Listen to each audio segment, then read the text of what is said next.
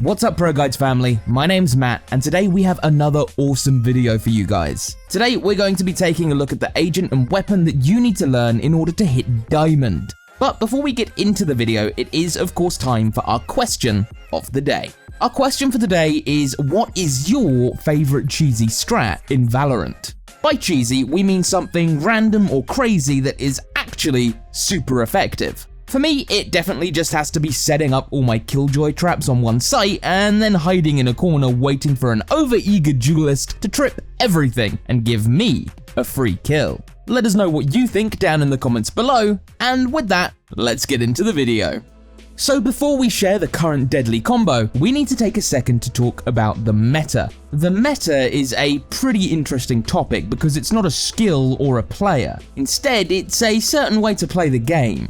You see, the meta is what the community and the highest tier of players think is the most viable in the game. The meta often shifts what is considered powerful and what is not due to balance changes issued by the developers or the community figuring out a way to overcome certain obstacles. And today, the agent and weapon that we are going to be talking about have been dominating the meta recently. And maybe it's time for you to start paying attention to the meta. The agent that we are going to talk about today is none other than the white-haired, knife-flinging, updrafting, cloud-bursting, annoying to play against lady herself, Jett. Jett has been performing pretty well ever since Riot added the ability to break tripwires to her Tailwind and by reducing her Cloudburst cooldown to 7 seconds. With her ability to force you to pay attention to her as she goes whizzing past your head, she can be very annoying to deal with as she can force you to have to pay attention to two completely different angles, which is exactly where she thrives. Throw the weapon that we are about to talk about into her hands and she becomes a whole different beast. As I'm sure most of you expected already, the weapon that we are going to be talking about, and the weapon that Jett prevails with the most, is none other than the meme shotty itself. We are going to be taking a look at what makes Jett and the Judge such a deadly combo in a second. But let's take a look at the Judge on its own for now. As you can see, it does have a decent rate of fire for a shotgun at 3.5 shells per second and pretty low damage per shot, but that's okay when you get a bunch of shots in one shell. The Judge can even shred armored enemies at close range, and is really good at slowing down enemies at longer ranges, but trying to kill an enemy at long range? Well, that's probably not going to happen. So what is it about Jett and the Judge specifically that allows them to be so broken? Well, there is a little bit more than just the weapon and agent themselves going on. To unravel this mystery, we are going to have to take a look at the design of Valorant's maps. The first thing that you are most likely to notice when looking at an overhead view of a Valorant map is that it kinda looks like a child with a protractor drew it. There are a lot of 90-degree angles and 45-degree windows all over the place. Everything seems to break line of sight to anywhere. I challenge you, see how many places in Valorant that you can actually see from one end of the room or corridor to the other without something breaking your line of sight or jutting into the wall, creating a cozy little corner. You see, it's this emphasis on angles and corners that we begin to see just why Jett and her Judge are so effective. If we take into consideration that most of the time when we are fighting an enemy or trying to take control of part of the map, it's probably going to be a close corner or angle, because that's just how these maps are designed. The enemies are going to be hiding around the same walls that you are, just on a different side. So, running a Judge allows for easy follow-up shots, considering its high rate of fire for a shotgun. Also, there's the fact that it is a shotgun, and it's incredibly easy to hit shells in this game. With that in mind, you have a recipe for a pretty soul-crushing weapon. And then you attach that weapon to Jett, who is arguably the most mobile agent in the game and specializes in getting into tight angles or pushing corridors. Now you don't even have to worry about the range limitation of the weapon anymore, because all you do is press E and suddenly you're in that Brimstone's face while he is still trying to put smokes down. It isn't just Tailwind though. Until recently with patch 1.06, the Judge had a very high jumping accuracy, meaning you could jump with the weapon and still be able to put shots reasonably well on target, and well, since it's a shotgun and you are most likely close range anyway, it works surprisingly well, especially when you consider that Jett has 2 self boosts with her updraft. The Judge became immensely broken because Jet would either get close and shoot you in the face or get above you and shoot you in the face. Luckily though, the jumping accuracy was pretty heavily nerfed in patch 1.06, and while it helps deal with the updraft issue with Jet, it doesn't actually do anything to fix the power of the Judge when used by anyone other than Jet, or really just in general. The main thing that you have to keep in mind if you're going to run Jet and Judge is that you're going to be pretty vulnerable at longer ranges. Pushing things like A long on Haven or B main on Split are more often than not going to lead you to dying or getting caught out by a pesky sentinel and dying. So instead, you either want to be playing close angles or angles where you can close the distance quickly. Mid on most maps other than Ascent are a good idea. A site on Split, B site on Ascent, and B site on Bind are all great places to start as well. They provide a lot of angles for you to use your Judge, and some good escape routes to dip through if the enemy team starts catching on to your tricks.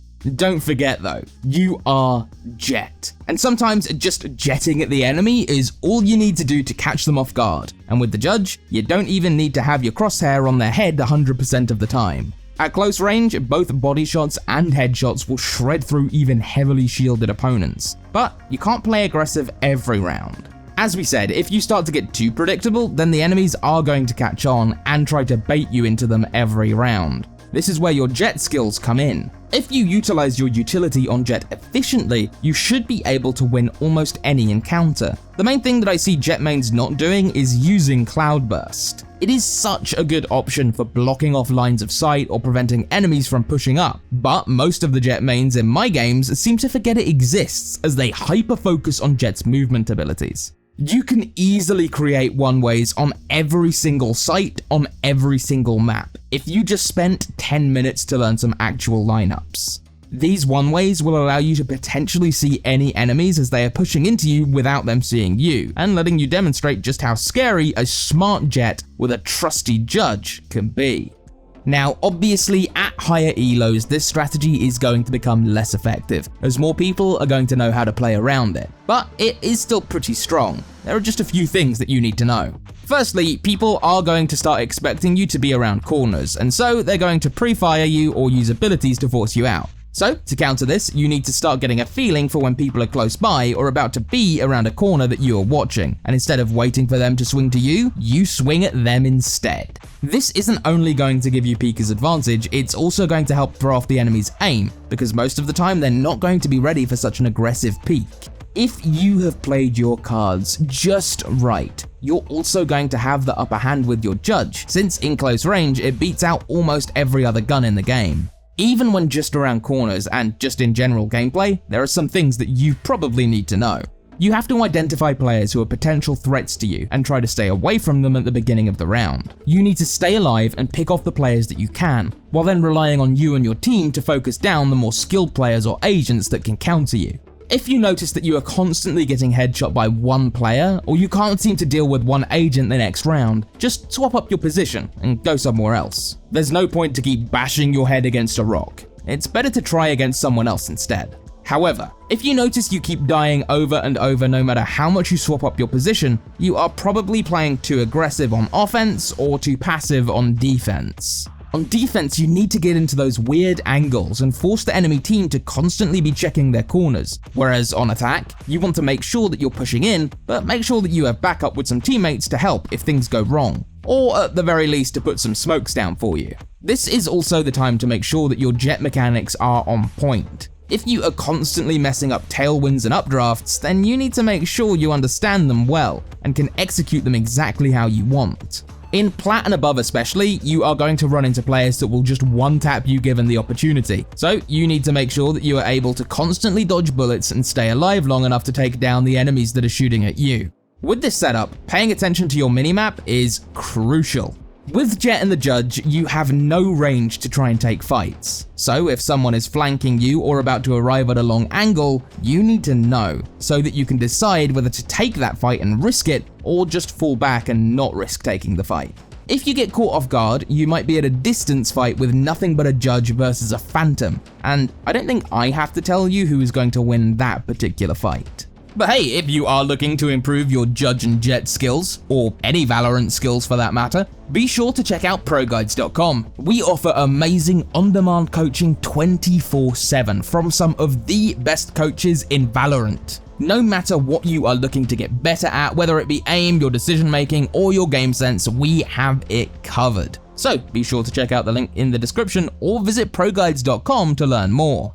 Now, if shotguns aren't your style, there is always the operator to make you feel better. Being the most expensive weapon in the game means that you are not going to be able to buy it as often as the Judge, but it is definitely a weapon that is going to serve you well, especially if you combine it with Jett's mobility and ability to smoke off angles. We have seen many a Jett dominate with the operator in our games, and you can too. This weapon can be paired to lethal effect with her dash, and although this can be hard to get the hang of for some people, it will definitely help you climb those last few ranks, and will serve as your basis for maintaining and climbing out of the diamond ranks eventually. Even though through most of this video we've talked about the Judge, it is still important, and some would argue even more important, to stress that the operator can do just as much damage, and in the right hands can single-handedly win a game. So what could Riot actually do to fix these broken features that Jett has? Even after the 1.06 patch where Riot nerfed the Judge a bit, players and pros alike have been complaining about the combo. Personally, I think Jett is sort of okay where she is right now. She fits in pretty well, but I think that the Judge could use a few more nerfs. I don't think it should be so accurate while moving, and I also think that they should nerf the fire rate a bit. At the end of the day, it's supposed to be a shotgun, cheap and effective, but when it can remove players from the round more effectively than a weapon that costs more than 1,000 credits more, there's a bit of a problem there. Whatever Riot decides to do, we will have to sit back and wait and trust that they will hopefully make the right changes. Well guys, that is all we have for you today. If you enjoyed the video, then be sure to leave a like and maybe even consider subscribing. We put out new videos like this one every single day, and the best way to stay updated is by subscribing and ringing that notification bell. Don't forget to check out ProGuides.com for some of the best coaching in Valorant. Remember to stay safe out there, everyone, and I will see you all again very soon.